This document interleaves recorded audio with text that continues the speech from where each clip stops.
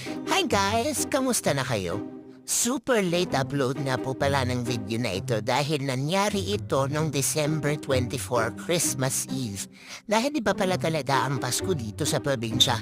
Aba, busy yung mga magulang namin sa haluluto ng kung ano-ano.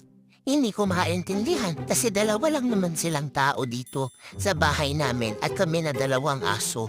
Pero napakarami nilang niluto.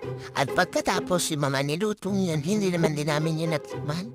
Kasi ayan naman ang kinain namin yung boiled chicken na maraming gulay. Gusto niyo ba na mamukbang ako? Kasi tingnan niyo yung daddy ko, wala din siyang ginawa kundi mag-video. Mag-asawang video talaga to eh.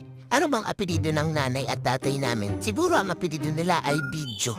Kasi puro video na lang. Wala na lang respeto talaga sa space na mga babaeng katulad namin. Aba pati pagkain namin lahat kinukuhanan. Pero kung ano pa man merit